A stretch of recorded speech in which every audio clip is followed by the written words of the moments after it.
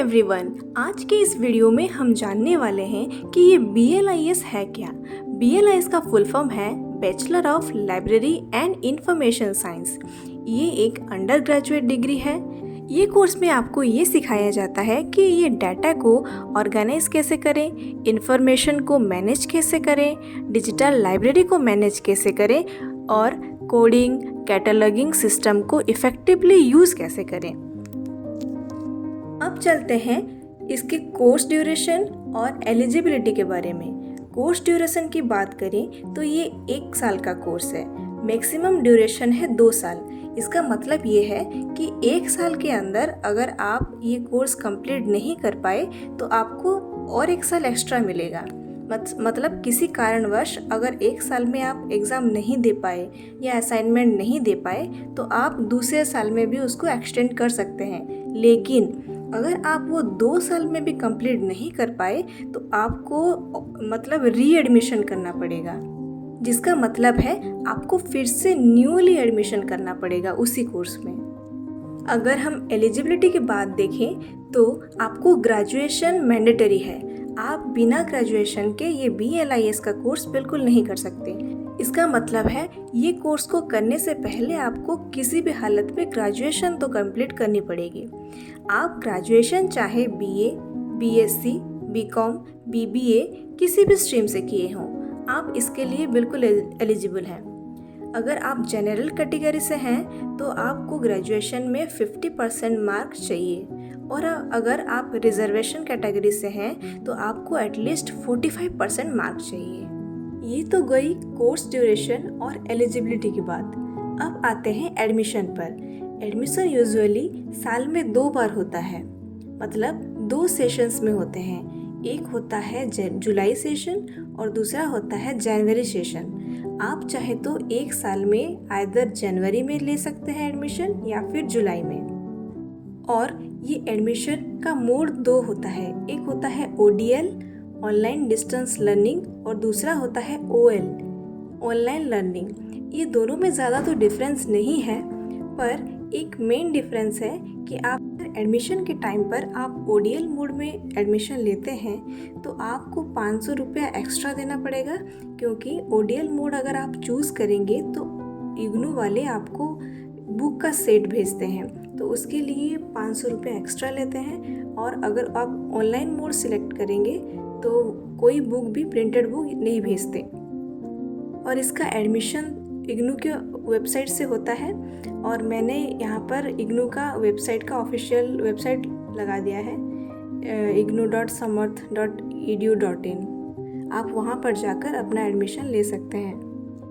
अब आते हैं स्टडी मटेरियल्स पर। स्टडी मटेरियल्स जनरली 2 माध्यम से आते हैं। एक होता है प्रिंटेड और एक होता है डिजिटल। अगर मैंने जैसे पहले बोला था कि आप अगर ODL मोड सिलेक्ट करेंगे तो फिर इग्नू वाले आपको प्रिंटेड बुक्स आपके घर में भेज देंगे। अगर आप OL मोड सिलेक्ट करेंगे तो कोई भी बुक नहीं आएगा, पूरा ऑनलाइन ही आपको सारा कोर्स पढ़ना पड़ेगा। वो एक होता है प्रिंटेड बुक, उसमें आप इग्नू का बुक आइदर मिलेगा, नहीं तो आप नीरज या गुली बाबा का बुक ले सकते हैं। और डिजिटल मोड में आप ज्ञान कोश, कंटेंट ऐप और LMS पोर्टल, ये सब इग्नू के प्लेटफॉर्म्स हैं। इन्हीं में से आप डिजिटल लर्निंग कर सकते हैं, मतलब वहाँ से बुक आप पढ़ सकते हैं। इग्नू की बुक जो प्रिंटेड वाली आती है वही बुक इन्होंने अपने वेबसाइट पर डाला हुआ है, तो आप वहीं से भी पढ़ सकते हैं। चलिए जानते हैं कि ये BLIS कोर्स में सब्जेक्ट्स कितने होते हैं और इसको पढ़ने का मीडियम क्या है। सब्जेक्ट्स की बात करें तो मेनली 10 कोर्सेस होते हैं, BLI 221 से BLI 230 तक, जिसमें से मेनली 9 सब्जेक्ट्स हैं BLI 221 से BLI 229 तक। और लास्ट में जो आप देख रहे हैं BLI 230, वो एक इंटर्नशिप है, वो कोई कोर्स नहीं है। इंटर्नशिप का मतलब आपको किसी लाइब्रेरी में जाकर वहाँ पर कुछ काम इंटर्नशिप करनी पड़ेगी। मतलब है आपको 1 महीने का इंटर्नशिप करना पड़ेगा किसी भी लाइब्रेरी में, चाहे वो पेड वाला हो इंटर्नशिप या फिर फ्री वाला।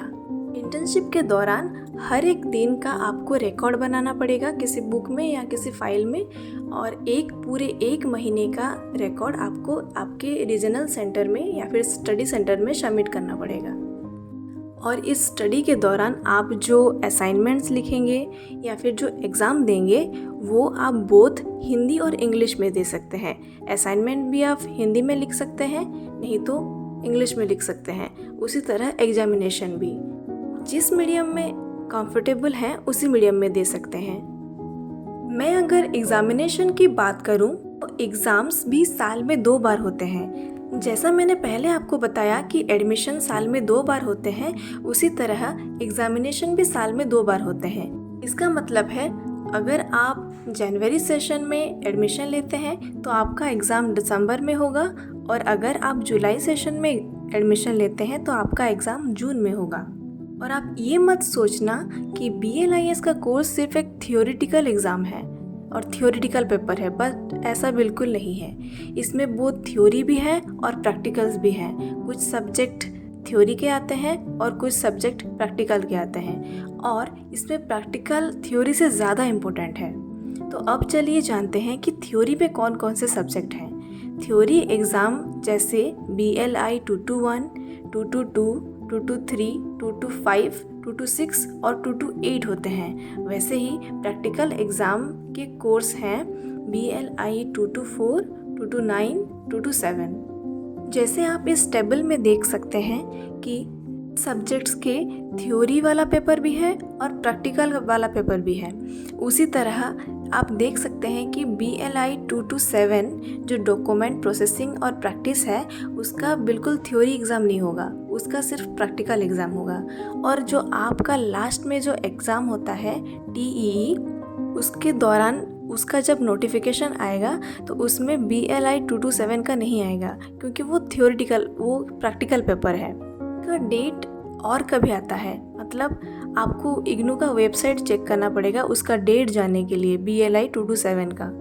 और ये सारे थियोरेटिकल एग्ज़ाम एक साथ होते हैं। अब चलते हैं इवैल्यूएशन की तरफ। आपने एग्ज़ाम्स तो दे दिए, असाइनमेंट तो सबमिट कर दिए, पर इवैल्यूएशन कैसे होता है? इवैल्यूएशन मेनली 2 कंपोनेंट्स में डिवाइड है। एक होता है कंटिन्यूअस इवैल्यूएशन मतलब CE, और दूसरा होता है TEE मतलब टर्म एंड एग्जामिनेशन। ये जो पहला वाला है CE, उसमें आपका असाइनमेंट और प्रैक्टिकल में आपका जितना भी मार्क आएगा उसका 30% वेटेज है, और TEE जो टर्म एंड एग्जामिनेशन है उसका वेटेज है 70%, जो आप लास्ट में एग्ज़ाम देंगे दिसंबर या जून सेशन में। इधर जो लिखा है to be eligible for the TEE, a student must secure minimum 40% in CE of each course।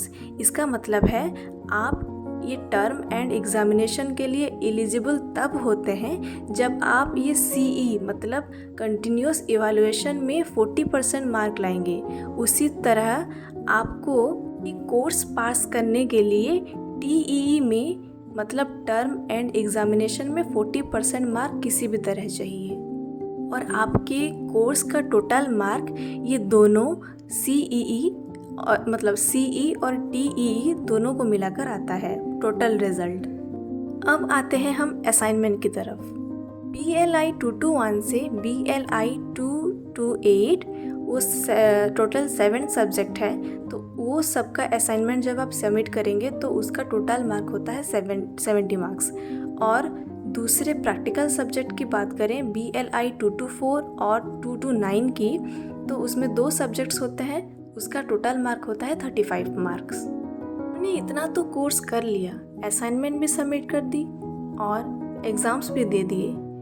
अब जानते हैं कि करियर अपॉर्चुनिटीज़ क्या है इसमें। ये सब करने के बाद हमें क्या करियर अपॉर्चुनिटीज़ मिलेगी, तो पहले जानते हैं यहाँ पर बहुत सारी करियर अपॉर्चुनिटीज़ हैं, like assistant librarian, digital librarian, information officer, archivist, library consultant. और हम कहाँ कहाँ जॉब कर सकते हैं, लाइक स्कूल में, colleges, universities, public sector, corporate, research institute and museum.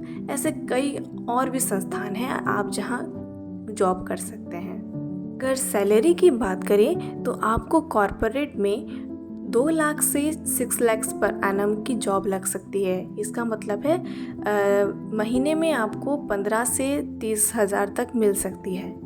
और अगर आपकी गवर्नमेंट जॉब लग गई तो बहुत बढ़िया, आपको 35 से 60 हज़ार तो एवं मिल जाएगी। आपकी एक्सपीरियंस के साथ आपको और भी ज़्यादा सैलरी बढ़ती जाएगी। ज़्यादातर लोग KVS, NVS, DRDO ये सब के लाइब्रेरियन के लिए ज़्यादा फोकस करते हैं। BLIS करने के बाद अगर आप कुछ ज़्यादा हायर स्टडीज़ करना चाहते हैं ताकि आपको और ज़्यादा सैलरी मिले और ज़्यादा जगह जॉब करने की अपॉर्चुनिटीज़ बढ़ जाए, तो आप कई विकल्प चुन सकते हैं। जैसे उसके बाद BLIS के बाद आप MLIS कर सकते हैं जो एक मास्टर डिग्री है। उसके बाद आप PhD भी कर सकते हैं।